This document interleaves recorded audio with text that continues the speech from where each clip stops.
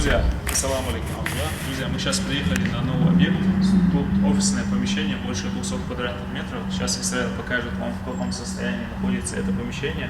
И через месяц вы увидите, что из этого у нас получилось.